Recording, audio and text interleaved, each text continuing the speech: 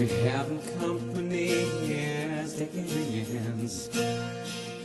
Go down a velvet dream with a countryman who's a young girl's fancy and an old maid's dream. Tell your mother that you'll hunt all night on velvet green. One dusky hot fire's right up to the north. There lies your reputation. Piper in the Woods.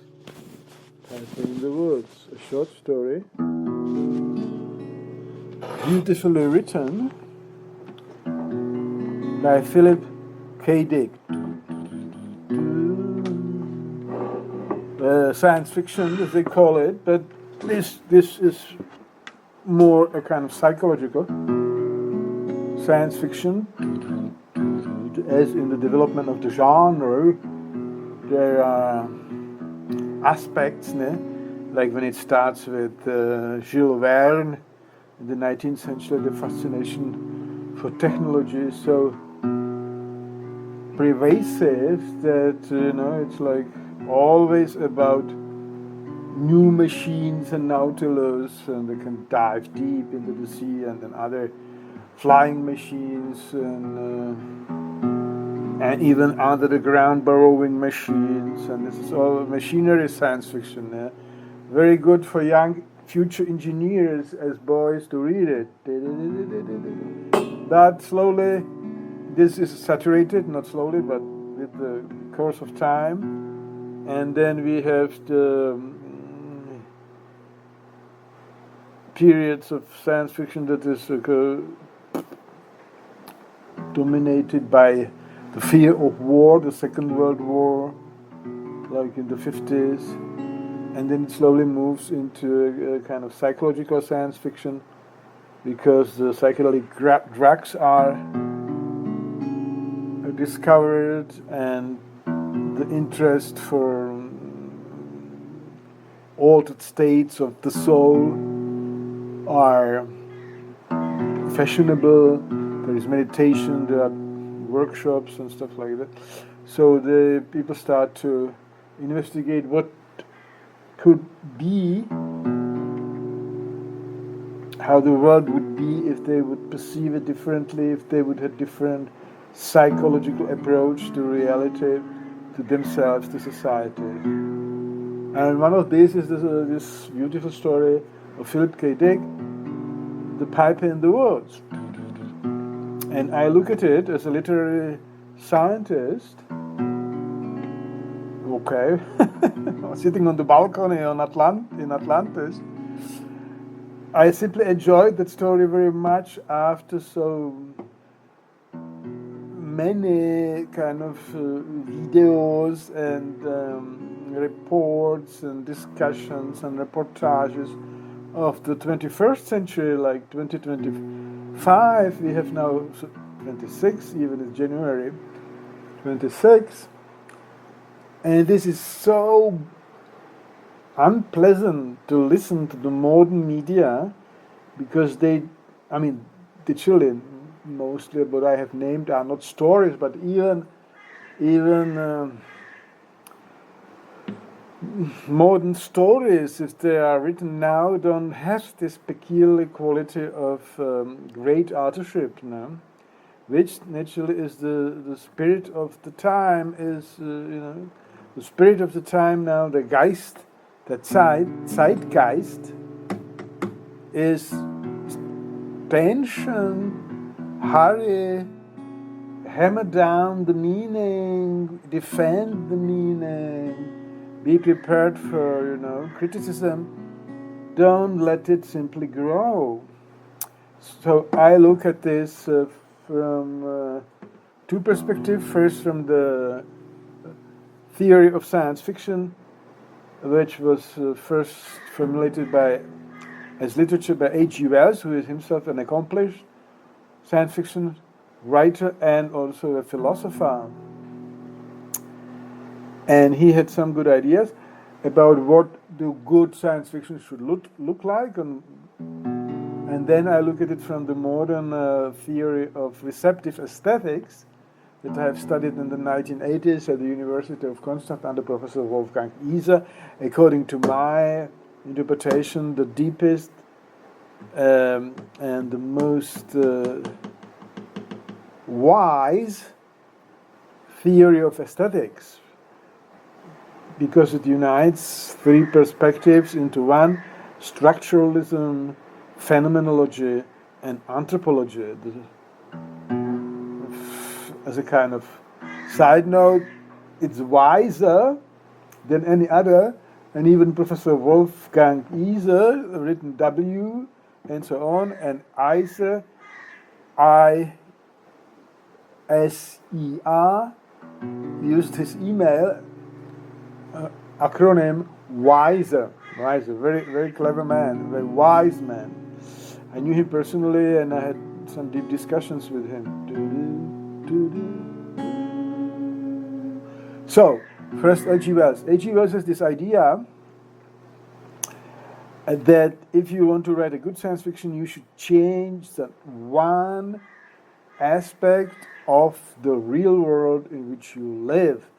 The change will be the motor of the story. You will change one kind of physical quality, or something strange shall appear which normally does not appear, or a human being, one shall behave very differently from all others, or one human being shall start perceiving the world in a strange way. But even if it perceives the way in a strange way, the world should remain the same, only the interpretation would be different.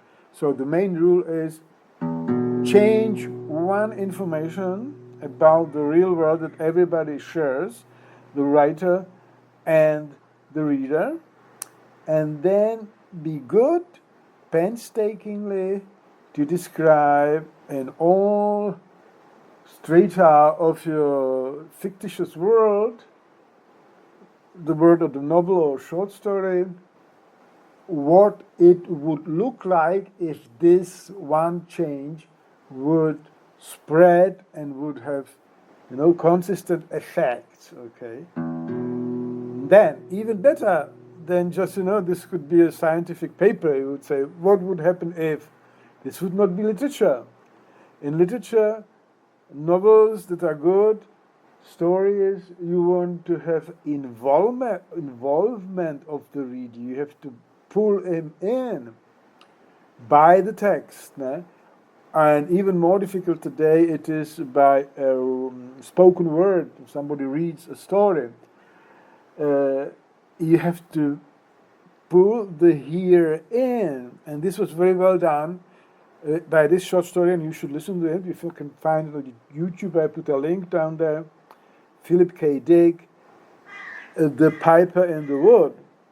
Why is it difficult today to be, pulled in and enter a fictitious world that is slowly growing in front of your inner eye, in your soul field?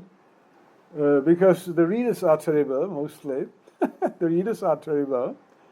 They simply read. No? They don't see and experience the described world, especially if it is a fantasy or science fiction. They don't see it before they name it, Okay? It would be even better if they would be, like the old bards, that they would, out of blue, not out of blue, but out of the deep vision they have, they would describe their vision, okay? The writer writes his vision down because it is a conscious act of writing. He may have had some visions that were spontaneous, but to make a consistent story, he has written it down. So one problem with today's audio books or stories is a terrible reader. Okay, he does not use his voice in a dramatic way, and above all in accordance with the content he is describing. It's useless to study rhetoric and know that you have to stress and that you have to slow down, you have to raise your voice and so, and then just simply apply it like an algorithm, okay? All the time, the same up and down, and pause and stress something, and you forget about what the vision should be when you read. You should see the world that is described in the text. Okay, so this is why it is so difficult today to find a good reader and a good story, and that's why I appreciate it very much. After so much necessary frustration with the politicians and the critiques of present-day downfall of Europe and stuff like that, it was very nice, and it remembered me my childhood days when I was fond of reading Jules Verne and then H.G. Wells and then something like Brian Aldiss and Ray Bradbury. Ray Bradbury, a wonderful experience if you are versed in English literature and you have a keen eye for style. Then you admire Ray Bradbury so much because he's vividly. Okay, we come to that. We want to discuss this guy, Philip K. Dick. Okay, so you have this story, and the first quality that we appraise in it, it changes only one aspect, and the rest of the description serve to support this estrangement, as it is called in structuralism. You make it look strange. The word in the book, okay, looks somehow strange because it is as if our world, but something is different. H.G. Wells also points out the best way is not to tell at the beginning in some opening chapters what the change is. Okay, in this, the good science fiction story or fantasy story is similar to a detective story. Detective story, which actually was starting to be very popular in the same epoch as the first fantasy story. So I think they have common origin in the so-called Gothic novel.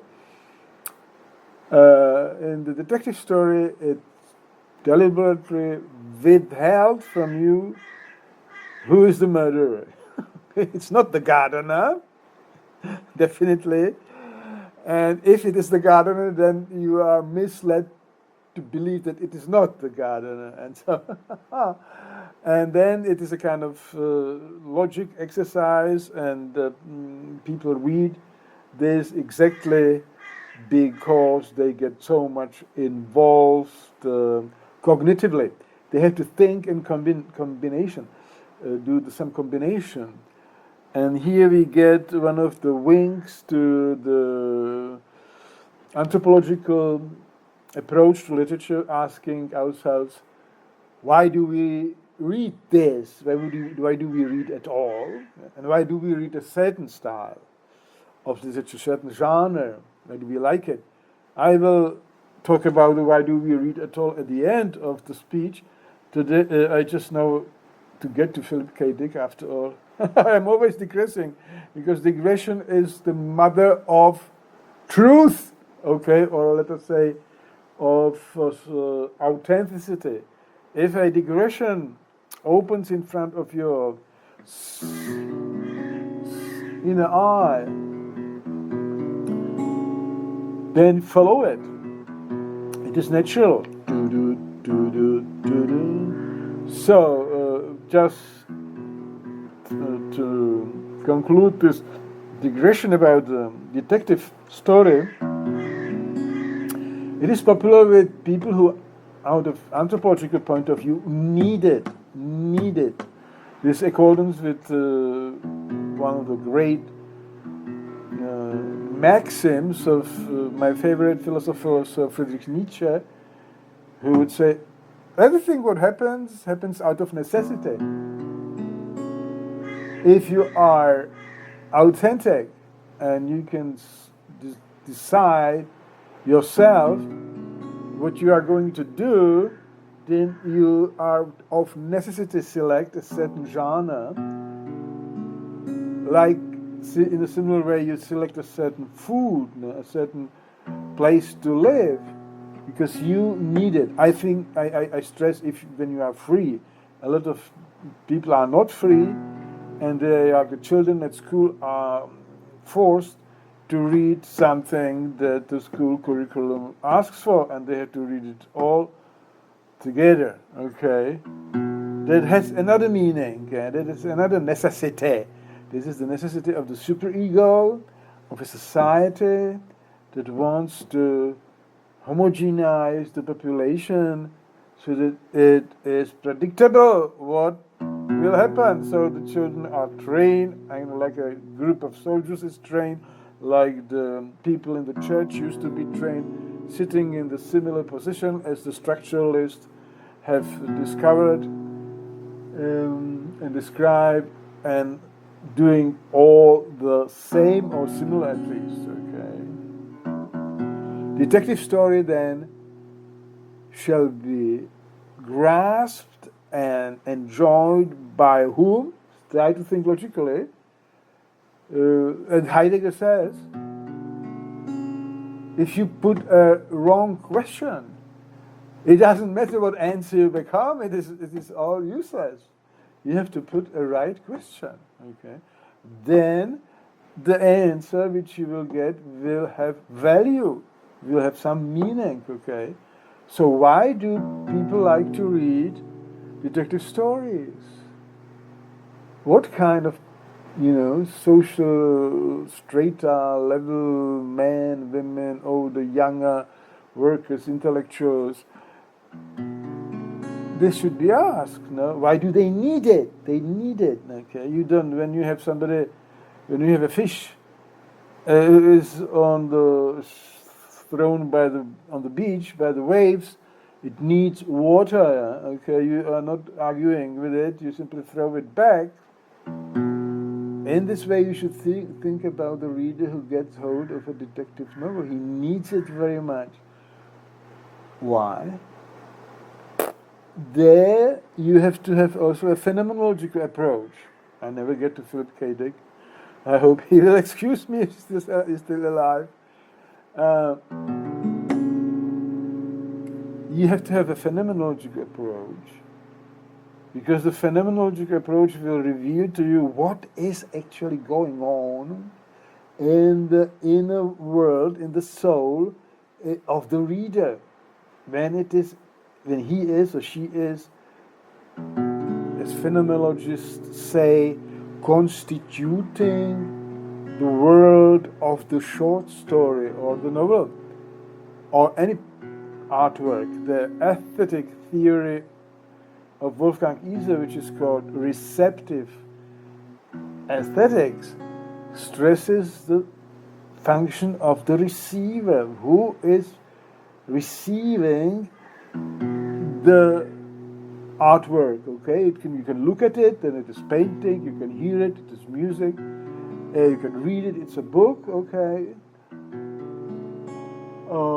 and you are the receiver. And in your soul, this reception takes a necessary form and content of phenomena.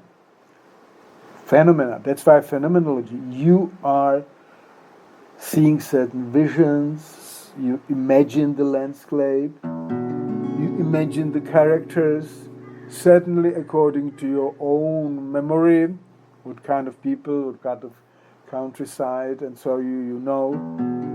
And you have certain emotions. That's why you are also drawn into a nice, good story. And the phenomenology of reading simply tries to investigate this stream of images, memories, emotions, pictures. And the detective story is, if you imagine the detective story, there may be some, beautiful sceneries also. They can be some, as it was in the Gothic novel, some, beautiful old houses and parks, and Sherlock Holmes' room shall be described in very much detail, and his pipe and his cap, but this you get used to. This is the so-called Sherlock Holmes has to have this pipe and his cap and his special coat and so on. And Dr. Watson, Dr. Watson, his friend, should be an educated man, but he should be also a little bit naive, and he is used like in the Plato dialogues. If you want to spread an idea and you don't want to talk in a monologue, you need somebody who is, putting questions or to whom you talk about what you want to talk about. You address him, that he is not important after all. He should be stepping backwards, like in Plato. You could simply write it all in a stretch, the dialogues, without the partners because after all, Socrates will always win. But, the rhetoric was in high esteem in Greece, classic Greece, so they made it also not only true as they supposed, or philosophically wise, but also appealing, even sometimes beautiful. So, and the stream of images and ideas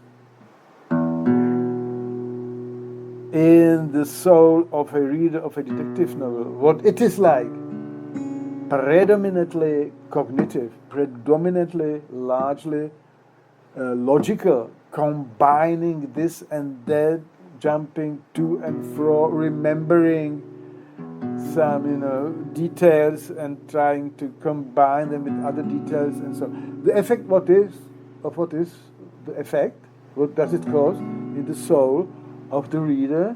He is very keenly involved, not emotionally primarily, but logically. We distinguish in my biocentric phenomenology between cognition and emotion, basically. Cognition are the acts of the ego, all kinds of exact perception, exact thought, theoretical thought, directed willpower, and sharp self-reflection.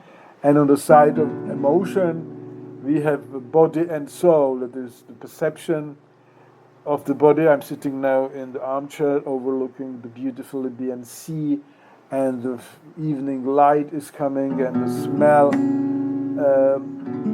of almost Orient, you would say, and the sun is setting. It's beautiful, everything. So I'm emotionally involved also. Not so much the reader of a detective story. He would even, totally forget that he is the reader. He would be the detective. No? He is solving. Okay, and so what does it tell to us? If there is this premise that we read, deeply and voluntarily, only that we really need to read, want to read. So what does it help? It helps us to forget our cognitive problems. You simply cannot think on two cognitive streams at the same time. You cannot solve the question, who is the murderer in this complicated story, and at the same time solve your financial problems.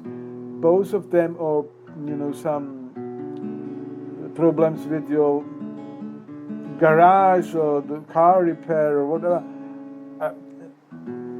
acts of consciousness on which you have to concentrate rationally cannot be, multiplied. It has to be one after the another.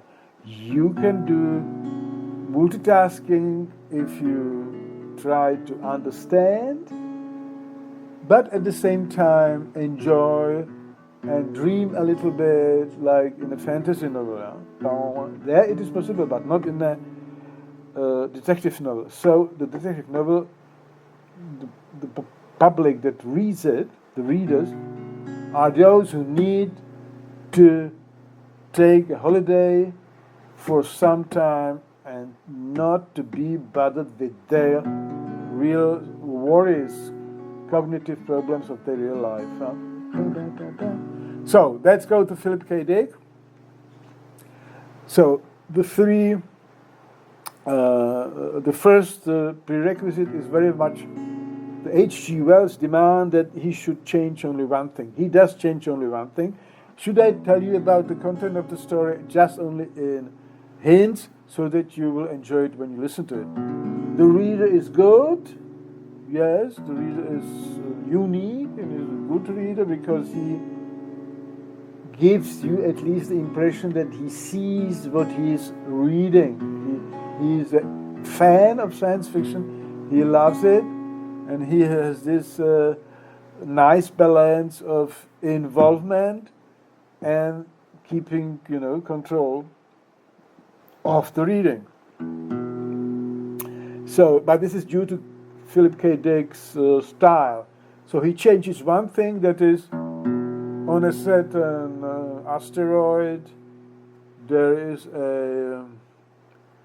usually some station with some 300 spacemen who have the profession to safeguard the solar system, probably.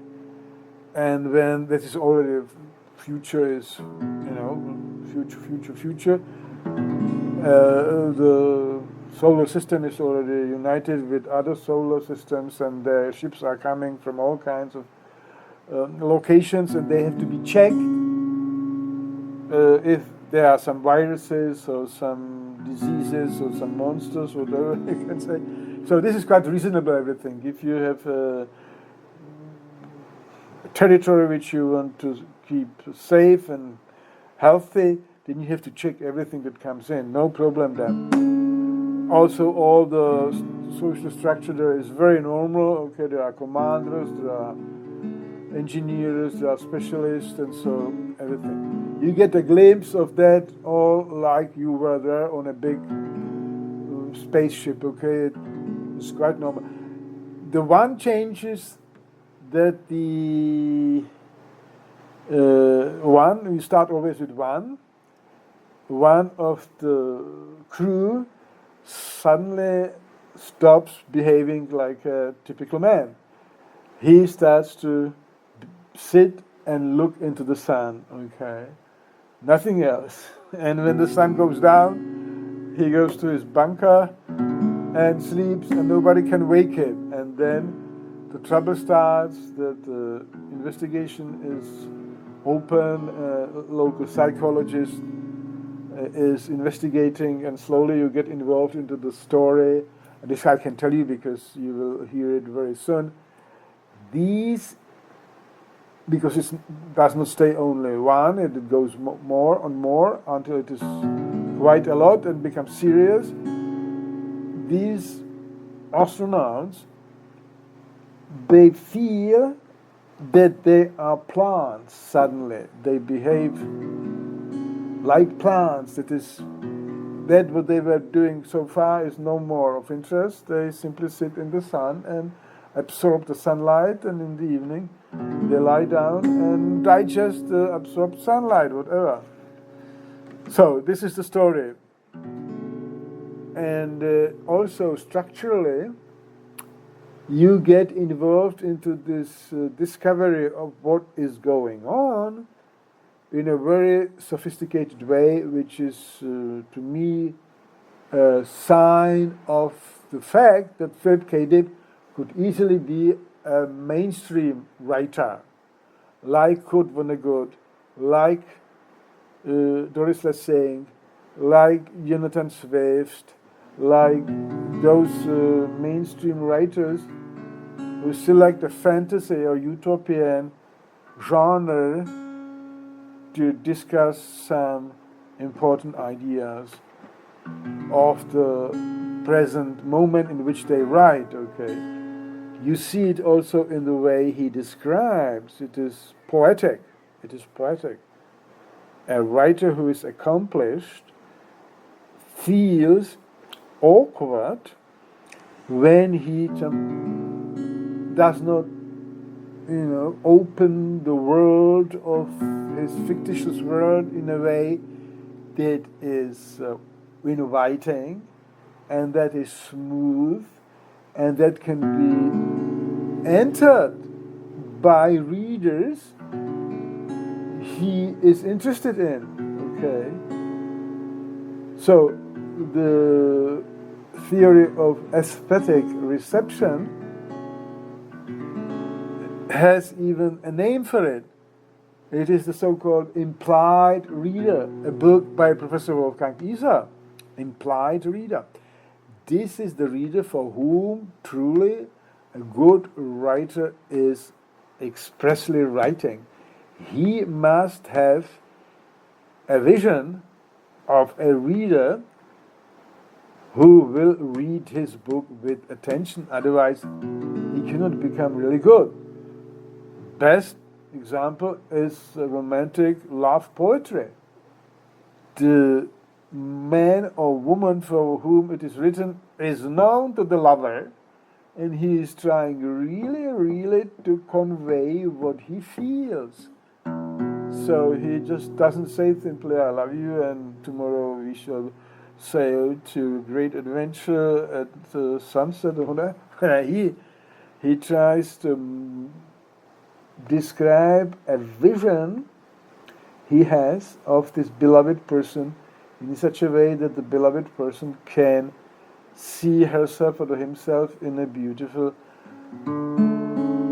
surrounding. So this is the phenomenological approach to opening the world of the novel. You don't simply state the facts. Those science fiction writers who are in the direction of shocking you with some technology, a modern technology, and you should wonder what is all possible, no? Well, they are more or less engineers, more akin to a scientific essay about some new discovery or some possible discovery, or even then akin to the detective story, the short story, because there you have to concentrate fully, cognitively on what is being described. Similar to modern cinema genre. It is very difficult to make a good science fiction story. One of the good examples is Interstellar, where you get really involved. That's why you have the long period at the beginning where you actually get involved in the relationship of father and daughter on a farm, and only much later do you have this part about discovering the spaceship and so on, no? So you get involved in the philippic story in this way. You are giving beautiful descriptions, and only always after that a kind of scientific explanation, and this explanation is built into a dialogue, mostly between the psychiatrist or the psychologist and the commander of the station.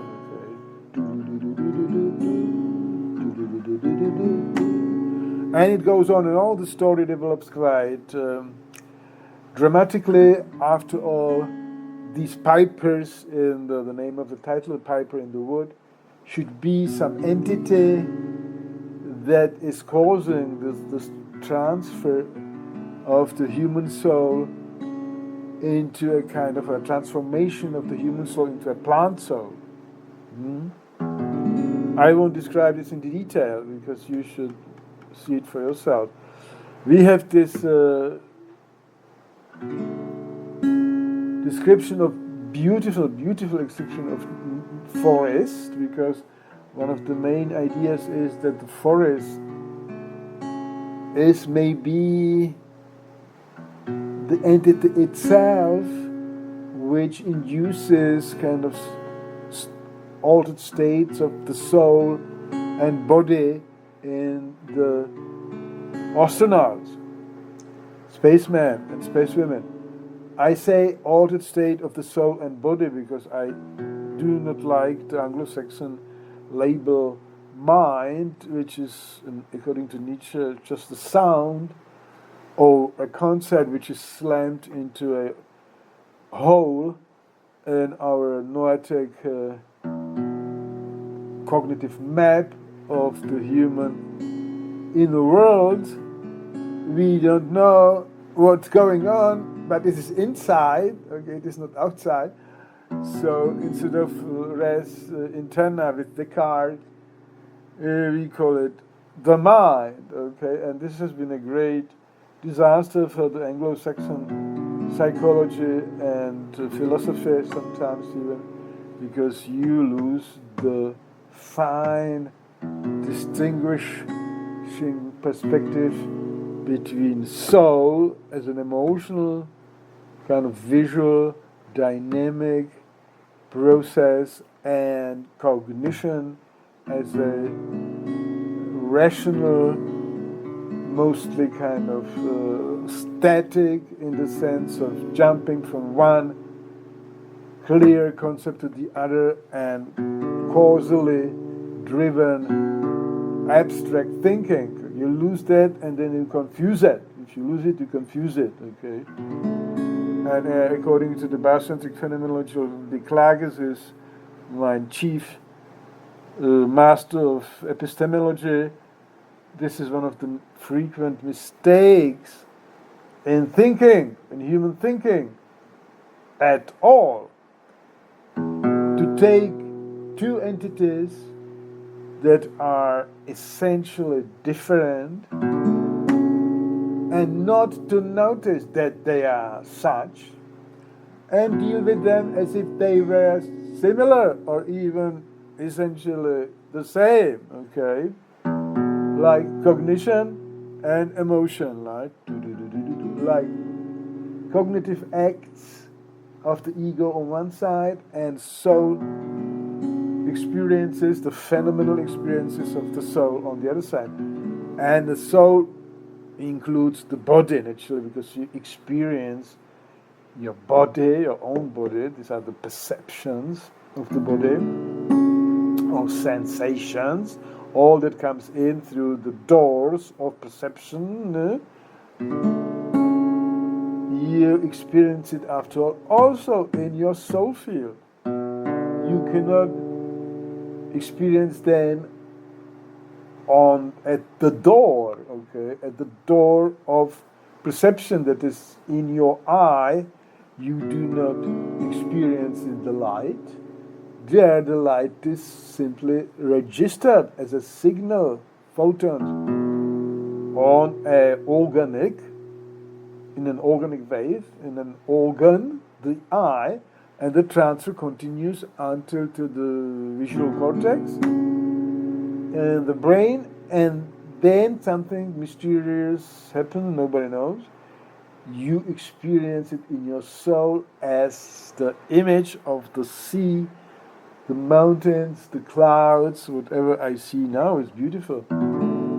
Sunset.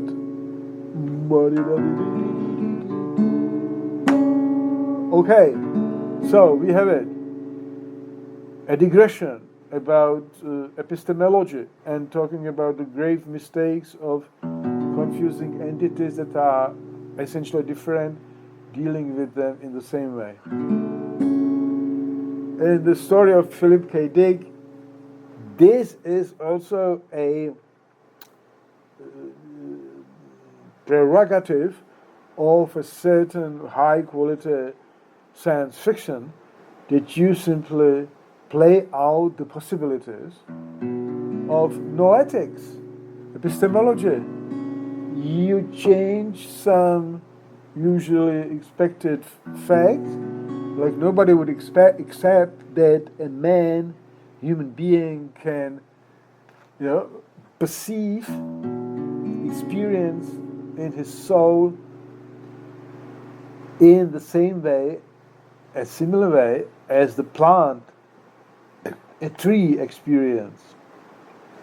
Philip K. Dick plays with this possibility, and one of these ways is to describe a forest or the sea or the sky, whatever, in such a vivid detail that by constituting this description, the smell, the shape, the slow motion, you have the feeling of the moss under your feet, you heard the birds and stuff like that, and you describe the changing perspective and the farms and how it is drawing you. For a long time, you describe visually in a rich language that is also poetic, almost, this forest. And the reader, he is constituting this description, and he can feel as a romantic poet in the forest. He sees the forest in another way than he sees it himself. Maybe he is not used to such a poetic description of a forest. If a science fiction reader wants to say, where is the staff? I want to see the aliens that can jump from this forest with some blasting device or some monstrous staff, and they fight the spaceman from Earth. Or if a woman appears, she should be, half monster. So, no, Philip K. Dick goes in completely opposite way. That's why he's a mainstream writer. He could be a romantic poet, a writer, because it was exactly in the romantic period that the deep and prolonged and colorful and lush, a rich description of the natural scenery was demanded and expected.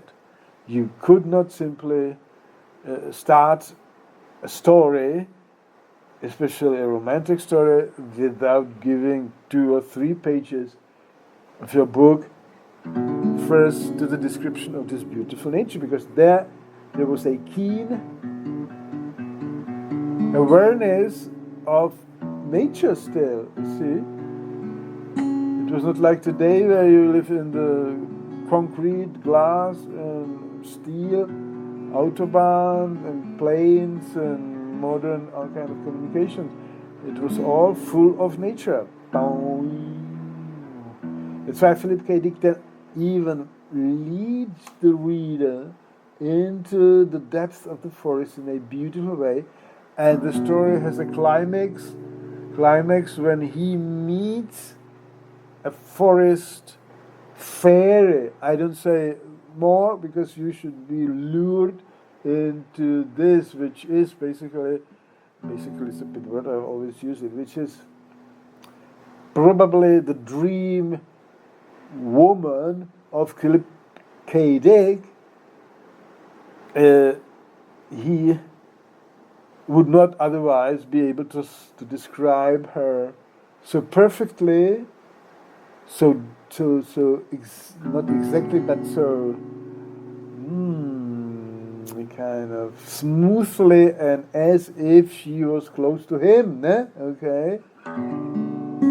Spatially, emotionally, and you see, when you hear the story, the short story yourself, very well done. What is the end of the story is also important, because if you lure and you draw a reader to an alternative universe, basically to a fictitious universe, fiction. Most of the readers of anything do not distinguish between various modes of constituting a world, okay? We have learned by Professor Iser to distinguish between imaginary, real, and fictitious, okay? Imaginary is a dream. In the dream, stuff goes on. You are wondering, if you wake up, you say, shit, where was I? What was happening? What was going on? I sometimes really record my dreams when I wake up from a strange world. and I record it. I don't want to make an analysis like with Freud. What does it all mean? Because this is stupid. This is losing the wonder and the beauty. Depends. That's not. If you wake up from a horror, in which you almost die, then you want to persuade yourself this is all just projection. Yeah. But if you wake up from a dream, it's a beautiful one, in which you say, oh why cannot I live like this forever? Then you do well not to analyze it. To cherish it like a nice flower. And what I do, I take a guitar that I have on my divan all the time, and I go once again back and describe what I have just seen. Sometimes I really can get inside the dream world. So this is imaginary. What are the qualities? You don't have an ego control about what you dream. Okay, so it is going by itself. Freudians would say it is nourished by your suppressed desires and body perception of cold, warm, and stuff like that, and heavy blankets or small pajama, whatever you kind of open windows so that moonlight shines, and so that is possible, yes, but you don't have control over that, because you don't have to control even in your conscious state about what the world is like. The sea, the mountains, the clouds, they do their own stuff. So imaginary, you don't have the ego control.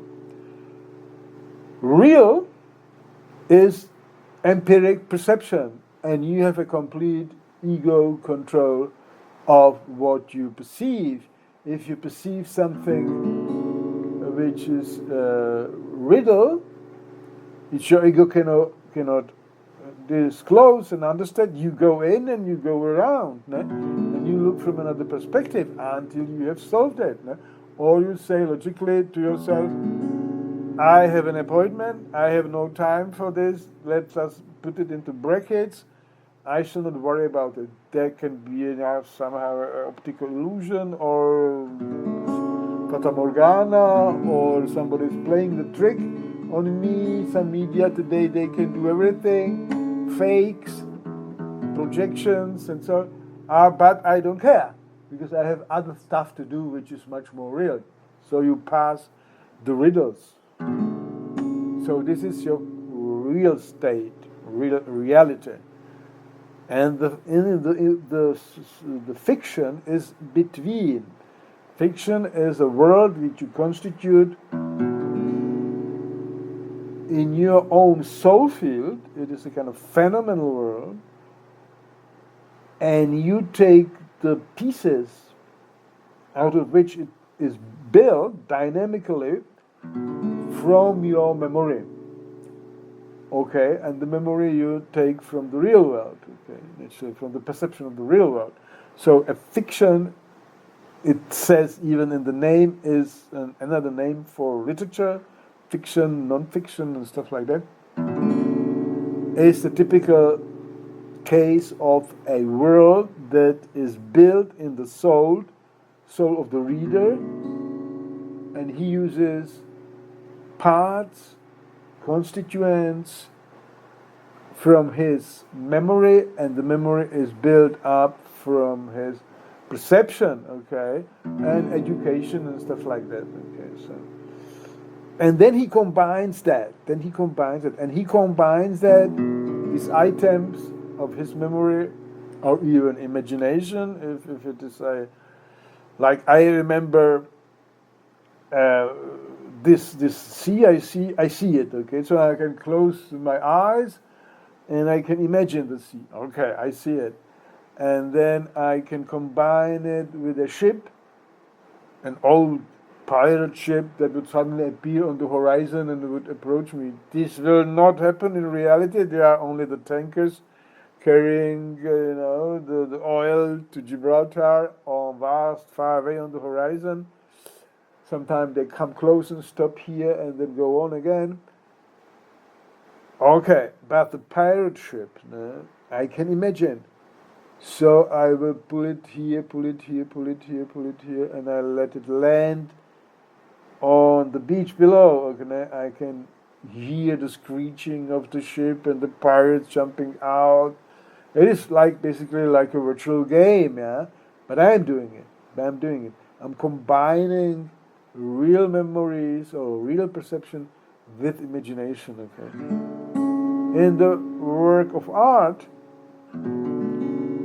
if you receive a work of art, especially a novel, this combining is predetermined by the selection of the writer. He has a certain intention why he is selecting these parts of relational reality, as Professor Wolfgang Iser has called it in German Bezugsrealitäten, selection and combination. Okay, he combines them and puts them into a dynamic process so that a reader can constitute, that is built by reading this fictitious world.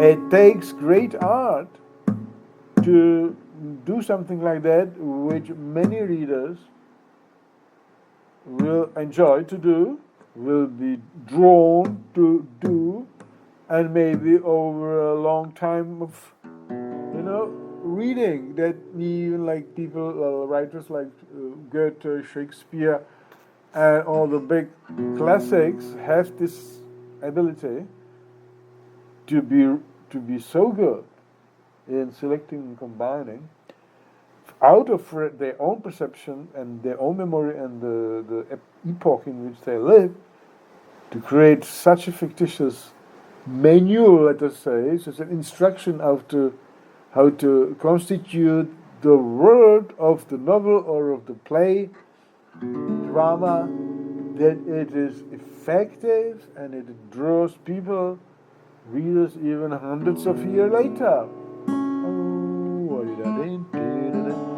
What is necessary for that? The necessary is that you depict standard, widely spread human,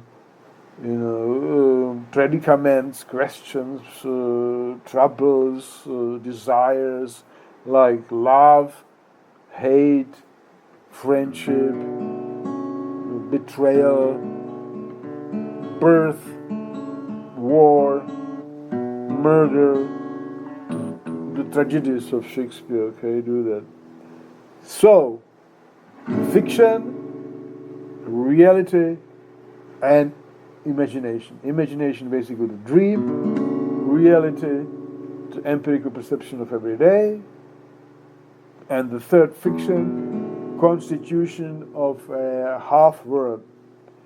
Something comes from reality, that is the memory, and the kind of expectation of how the memorized parts of the real world should be combined. You will not change like causality, and logic will be kept. And then you have the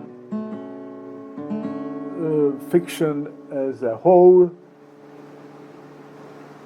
does not exist in the empirical world, and yet you can navigate it consciously. That's why Professor Iser has had another book.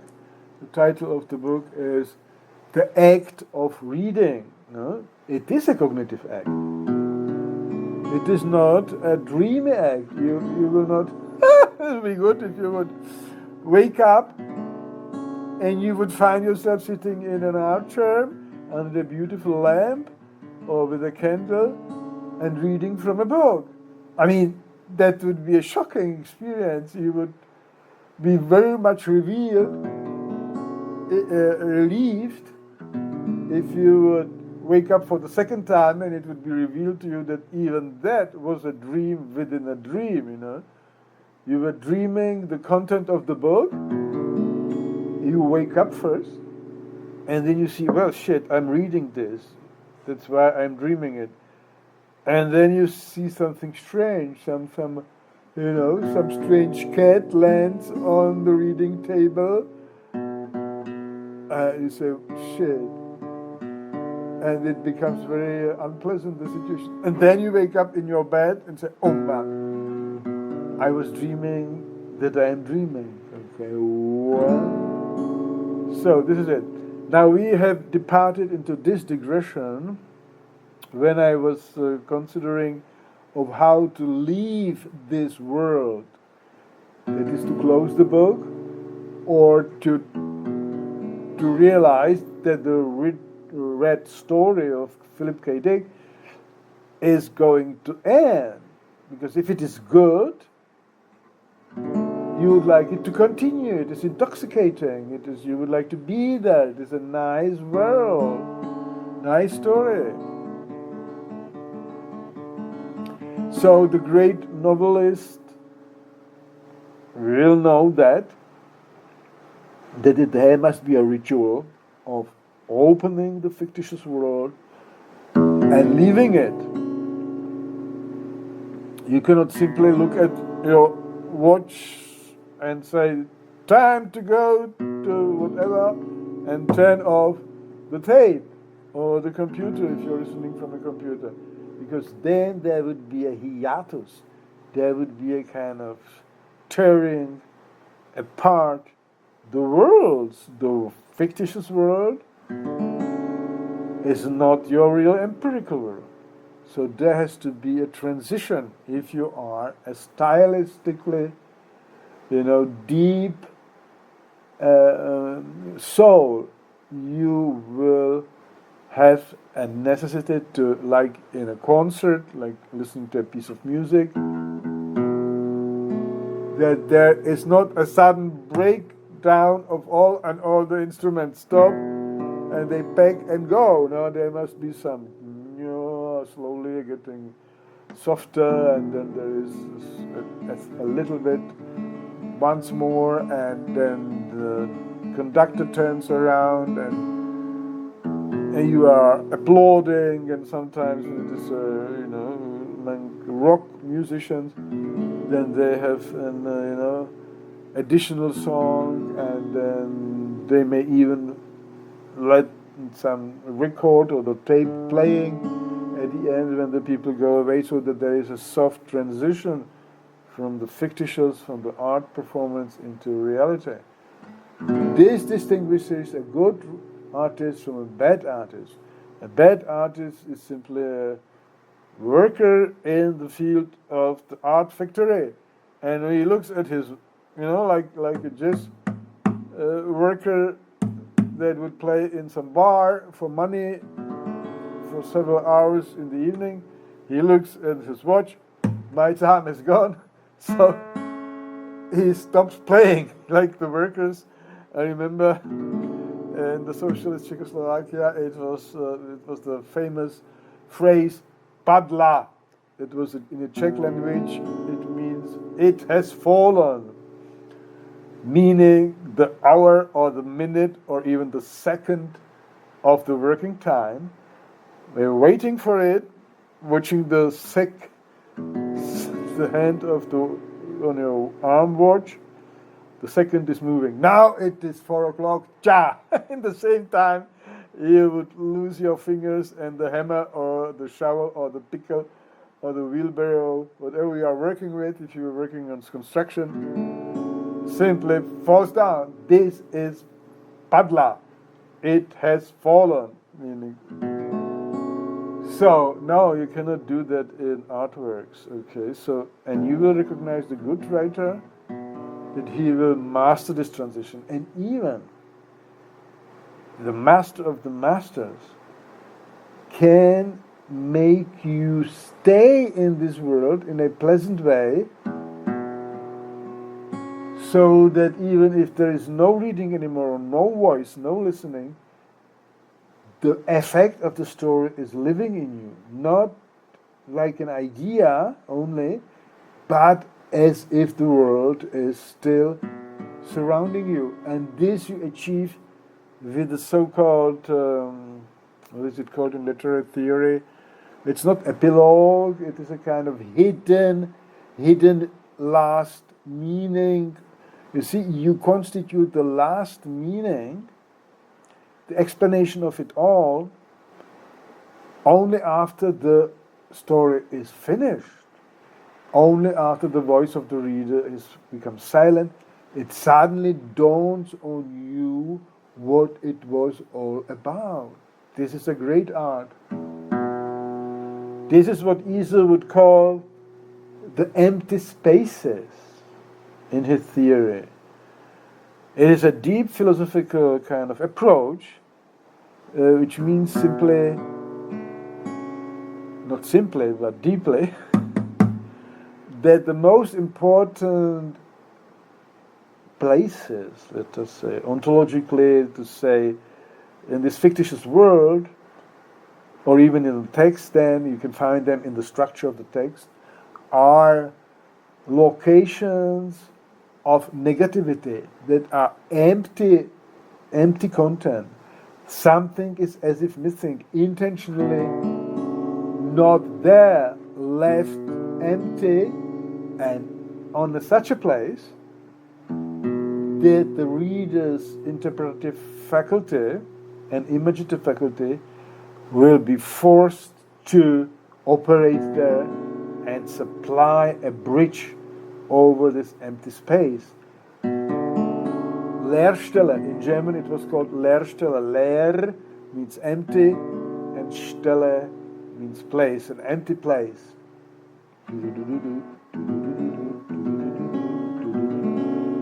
The meaning is constituted most deeply there where the writer does not nail it down with an exact explanation.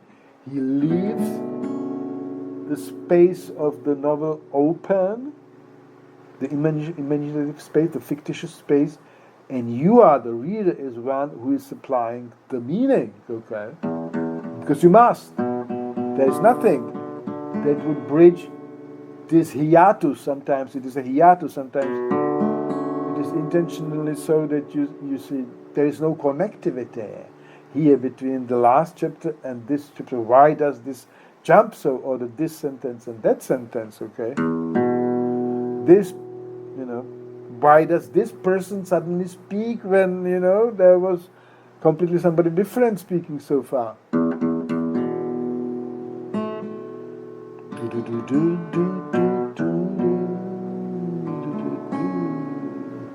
In a certain way, it is congruent with Nietzsche's deep idea that the most effective or the deep ideas come on spiders' feet.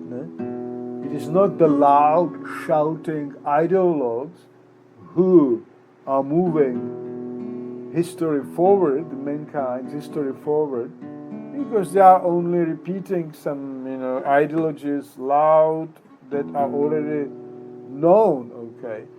But new values, for Nietzsche, are the great philosophers, great thinkers are those who start to open worlds in which new value systems are, valid. That is the great change, and it happens usually in one soul field deep, that he suddenly dawns on him that how he has been living and interpreting so far was a necessary mistake. This is very important, the word necessary mistake. All interpretations that you make about anything, also about yourself, are necessary interpretations. When you discover later that they were wrong, it's only because you have moved in time and now you see it. You were never able to see it in the moment where you made this particular interpretation. So in the novel, that's why it is called, this school of receptive aesthetics is mainly phenomenology. It tries to look, well, naturally you cannot open the reader's head and say, now I see the asteroid, now I see the forest. now I see this corporal who has become strange, behaving, talking like, saying, yes, I am no more interested in my job, and I think it is all useless, superficial and so, and then only later you will be told, why does he think so? It's very nice, you will find it will be fascinating for you. So, this is a flow of phenomena. And the phenomena are fluid. If I open my eyes, because when I'm describing to you deeply art, literature, philosophy, I usually close my eyes so that I would not be distracted by the beauty of the scenery. But when I open the eyes, it is already after sunset. Nevertheless, if you let your eyes slide over the horizon and here to the olive trees and then to the rocks and some ship on the horizon and so, it is fluid, one after the another. Okay, there is not a hole. If there suddenly would open a hole between this part of the shore and the sea, I would think I'm living in a dream or some science fiction story is materializing. But in the fictitious world, it can be done. And this is the art of the writer to put these hiatus places, these sudden changes, these empty spaces on such a place that the reader will be forced actually to fill it. Otherwise, that will make no sense to him.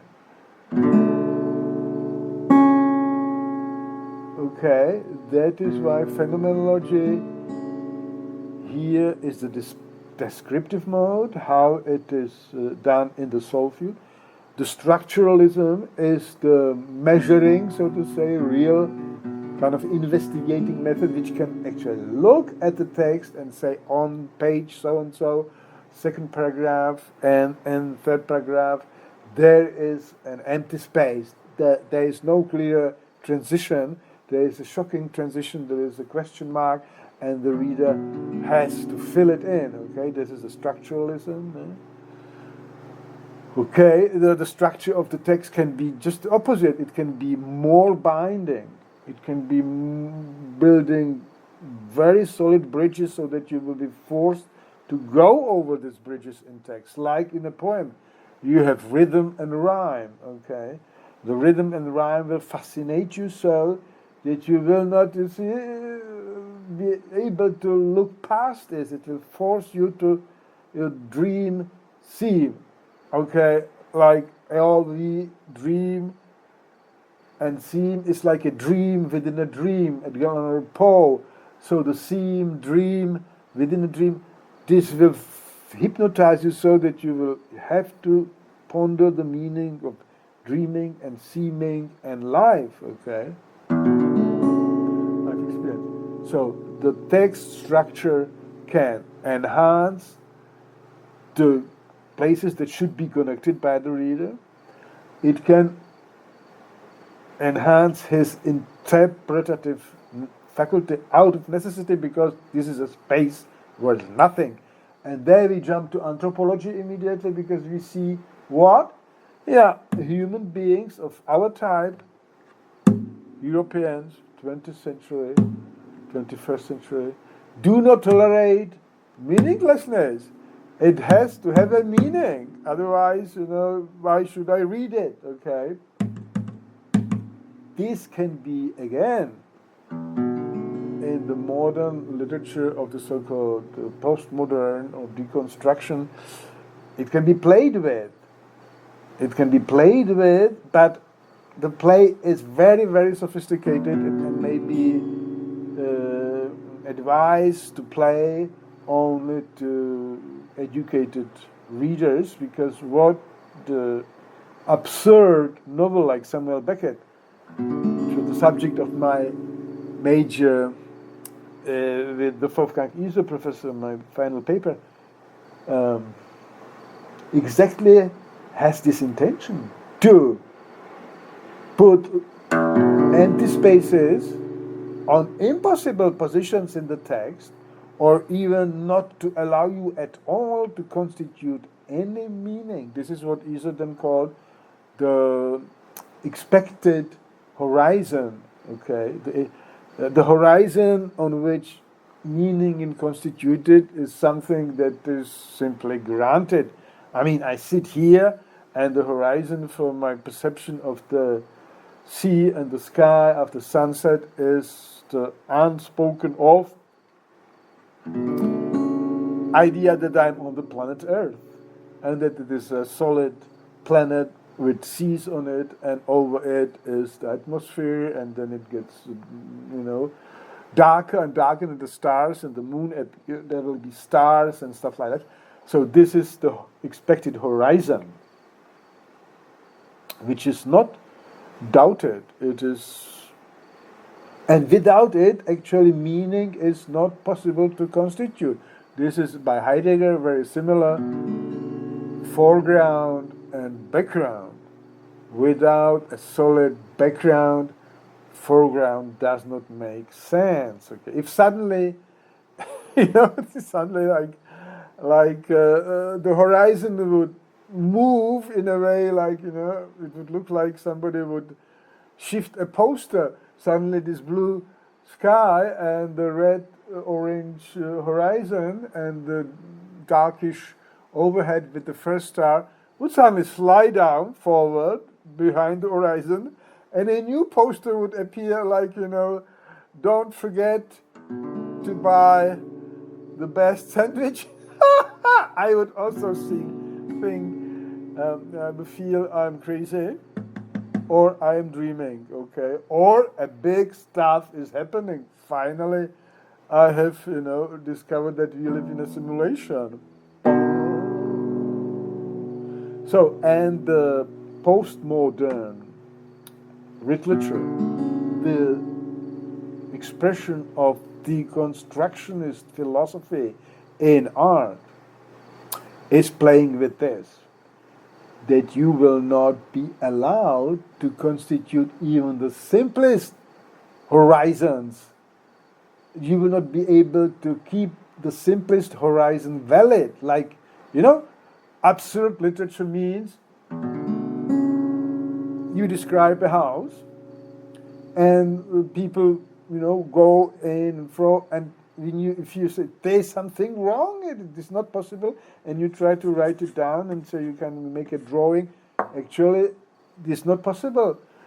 The stairs, the doors, and the structure of the rooms is impossible.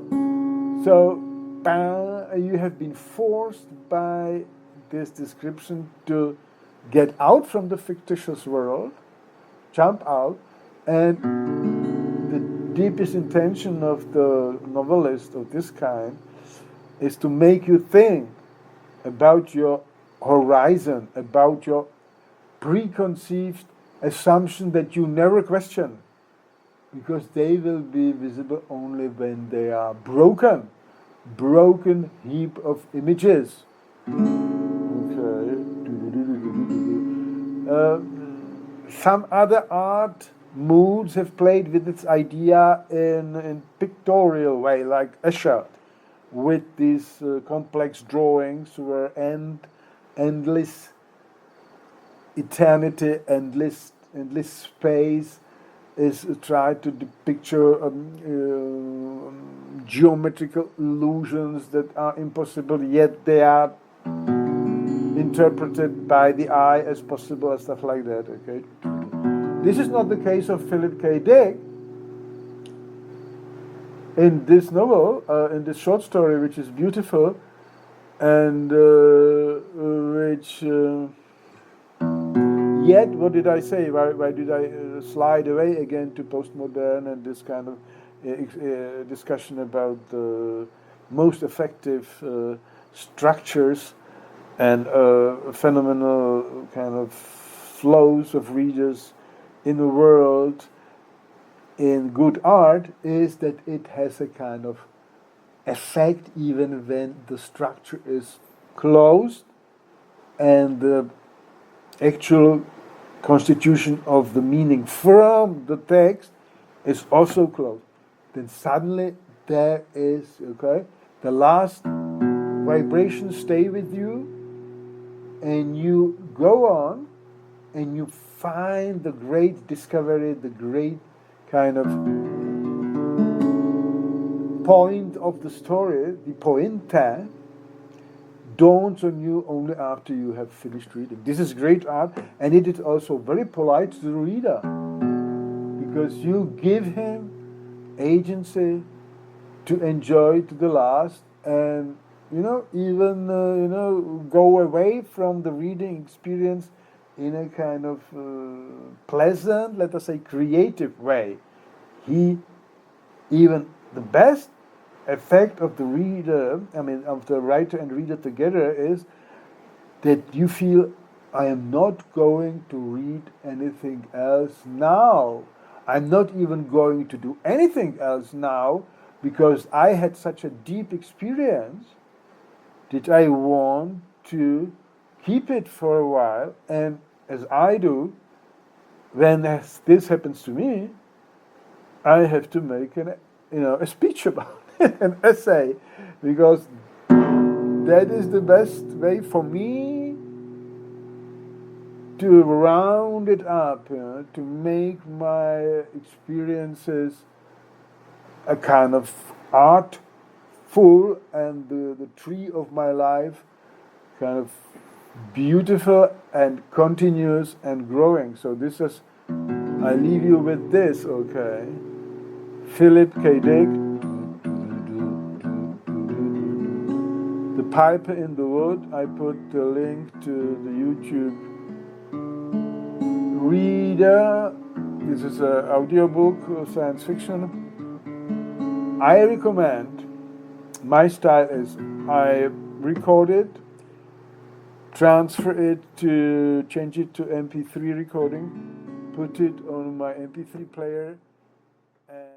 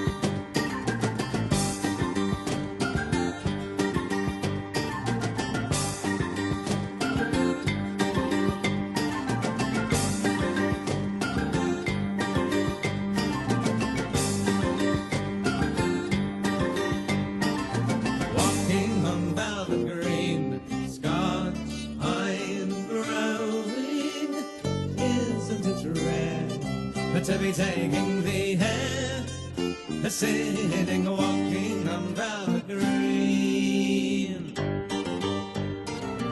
walking on velvet green, distant clouds lowing, never again, with your legs in the air, loving, walking on velvet green.